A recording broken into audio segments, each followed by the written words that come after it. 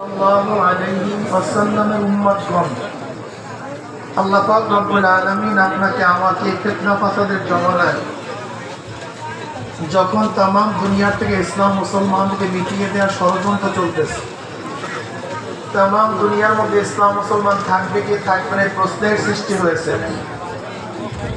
যে জমানায় মানুষ নেকের কাজ ছাড়তেছে, গুনার কাজ ধরতেছে, শুধু গুনার কাজ ধরেই না বরং গুনার কাজে প্রতিযোগিতা শুরু করছে কে কার আগে জাহান্নামে যাবে।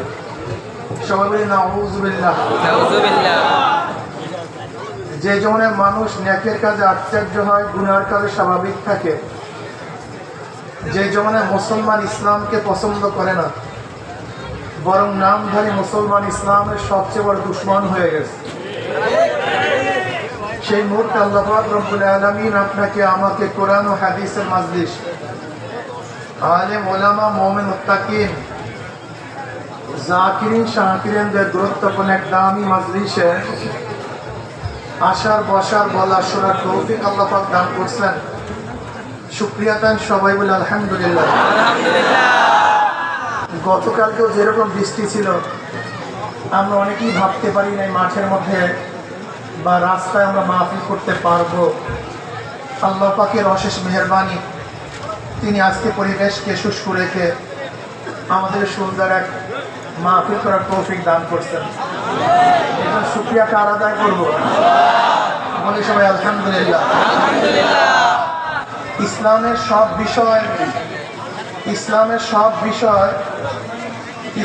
সব বিষয় এখনই বয়ান করা, এই স্বল্প টাইমের মধ্যে বয়ান করা সম্ভব? আপনারা কি মনে করেন সম্ভব? সব বিষয় তো দূরের কথা, কোনো এক বিষয় সম্পর্কে আলোচনা করা খুবই কঠিন, অনেক দুরূহ। এর জন্য আপনাদের অবশ্যই মনে রাখতে হবে, ইসলামের সব বিষয় যেন আলোচনা হবে না, আলোচনা করার সুযোগও নাই, সেই জ্ঞানও আমার কাছে নেই। ইসলামের সমস্ত বিষয় সম্পর্কে গভীর জ্ঞান আমার কাছে নাই, সময়ও নাই, জ্ঞানও নেই, দুইটারই অভাব। কাজে সংক্ষিপ্ত কিছু আলোচনা করবো, খুব খেয়ালের সাথে শোনা চাই, খুব খেয়ালের সাথে।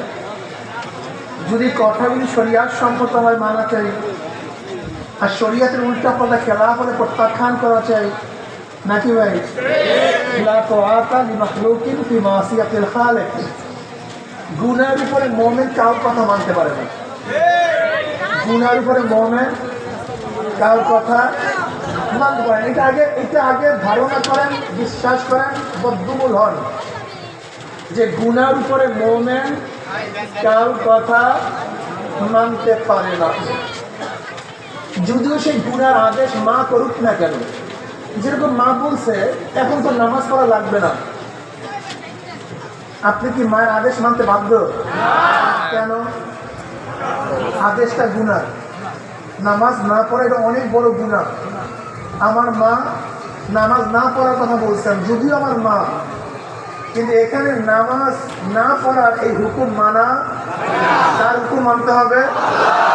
মাশাআল্লাহ, কতটা বুঝছি। বাবা আমাকে বলছে যে তোর আজকে রোজা রাখা লাগবে না, তোর কাজ আছে, কঠোর পরিশ্রম আছে, তোর রোজা লাগা লাগবে না। এখন কি বাবার কথা মানবো? যদিও আদেশটা বাবার ছিল, কিন্তু আদেশটা গুনার ছিল, শরিয়াতের খেলাফ ছিল। এই জন্য বাবার হুকুম আমি মানতে বাধ্য নই। মা মেয়েকে বলছে তোর বোরখা লাগবে না, পর্দা লাগবে না, যদিও আদেশটা মার ছিল, কিন্তু যেহেতু শরিয়াতের খেলাফ আদেশ, ওই মেয়েকে ওই আদেশ ওই মায়ের আদেশ মানতে পারবে না। কথাটা ক্লিয়ার? এইভাবে যদি আমাকে আদেশ করে আমার পীর, কিন্তু আদেশটা গুনাহ, যে তোর দাড়ি লাগবে না, তোর পর্দা লাগবে না, যদি আদেশ কেউ করে, যদি আমার পীর হয়, আমি তার কথা মানতে বাধ্য না, নাকি ভাই? ধরে নেন যদি সরকার বা রাষ্ট্র বা প্রেসিডেন্ট আমাকে বলে যে তুমি এই সুদ খেতে হবে, তোমাকে ঘুষ করতে হবে, তোমার এই শরিয়াতের খেলাফ কাজ করতে হবে, আমি কি মানতে বাধ্য? মায়ের কথাই মানি না, শরিয়াতের খেলাফ। বাবার কথাই মানি না, শরিয়াতের খেলাফ।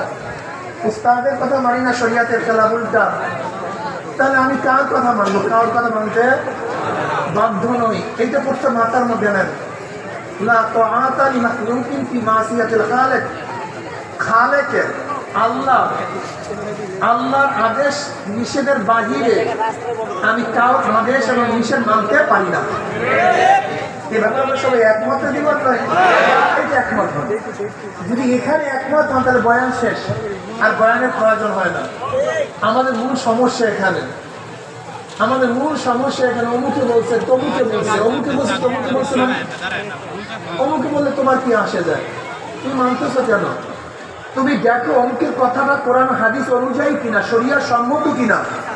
যদি শরিয়া সম্মত হয় তাহলে মানো, আর শরিয়াতের উল্টা হলে প্রত্যাখ্যান করো। মোমেন শোনেন, জুয়ারে মোমেন গাও ভাসাতে পারে না। মোমেন কোন অবস্থাতেই পরিবেশের অনুযায়ী নিজেকে চালায় না। মোমেন কোন অবস্থাতেই সমাজ অনুযায়ী নিজেকে গঠন করে। মোমেন সবসময় শরিয়াত অনুযায়ী নিজেকে গঠন করে। সমাজে সবাই মদ পান করে, মোমেনও মদ পান করে। সবাই করতে পারে, মোমেন করতে পারে না। এটা মোমেন। সমাজে সবাই দাড়ি কাটে, তোমাকে দাড়ি কাটতে হবে, কারণটা কি? তুমি মোমেন। সমাজে সবাই সুদ খায়, তুমি সুদ খাবা কেন? কথা বলেন। সমাজে সবাই বেপর্দা, তুমি বেপর্দা হবা কেন? অফিসে সবাই ঘুষ খায়, তুমিও ঘুষ খাবা কেন? তুমি মোমেন।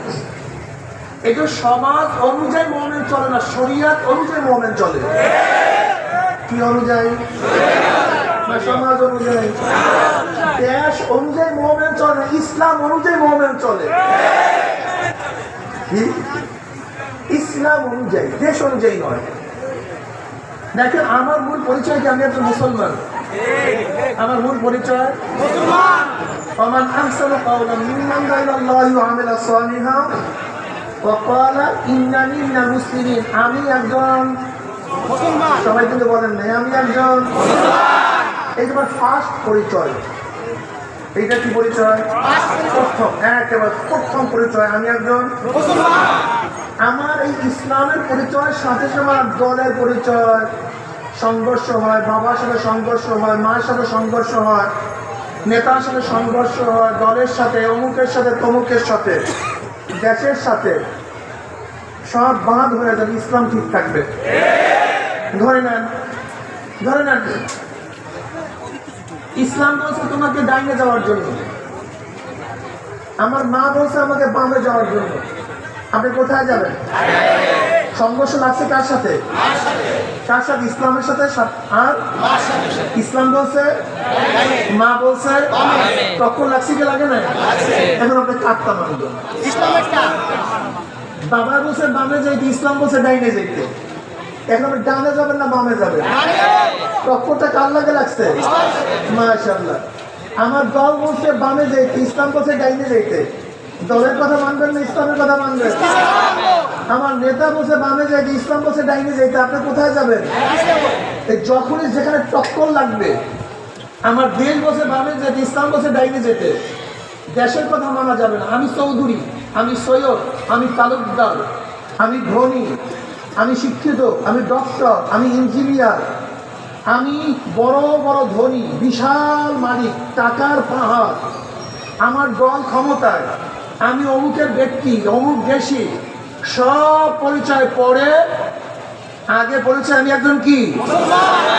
ইসলামের সাথে যেখানে টক্কর লাগবে, ইসলামের বাড়িতে সব ভেঙে যাবে, ইসলাম ভাঙতে পারবে না। যদি তোমার টক্কর লাগে বাবার সাথে, বাবা ভাঙবে, ইসলাম ভাঙবে না। টক্কর লাগবে মার সাথে, মা ভাঙবে, ইসলাম ভাঙবে না। টক্কর লাগবে স্ত্রীর সাথে, স্ত্রী শেষ হয়ে যাবে, ইসলাম শেষ হবে না। টক্কর লাগবে আমার ছেলের সাথে, মেয়ের সাথে, বন্ধুর সাথে, দলের সাথে, সব কিছুর সাথে ইসলামের টক্কর লাগবে, সব ধ্বংস হয়ে যাবে, ইসলাম ধ্বংস হবে না। কিন্তু আমাদের অবস্থাটা কি? হ্যাঁ, চাকরির সাথে টক্কর লাগছে, চাকরি ঠিক, ইসলাম বাদ। স্ত্রীর সাথে টক্কর লাগছে, কথা বলেন না কেন? স্ত্রী ঠিক, ইসলাম বাদ। বন্ধুর সাথে টক্কর লাগছে, বন্ধু ঠিক, ইসলাম বাদ। ব্যবসার সাথে টক্কর লাগছে, ব্যবসা ঠিক ইসলামবাদ। দলের সাথে টক্কর লাগছে, দল ঠিক ইসলামবাদ। নেতার সাথে টক্কর লাগছে, নেতা ঠিক। তোমার এই ইসলাম দিয়া জান্নাতে যাওয়া যাবে না। তোমার ইসলাম অনেক দুর্বল। তোমার দুনিয়ার টক্করই তোমার ইসলাম শেষ। তা আজরাইলের টক্করের সময় তোমার ইসলাম কি অবস্থা হবে?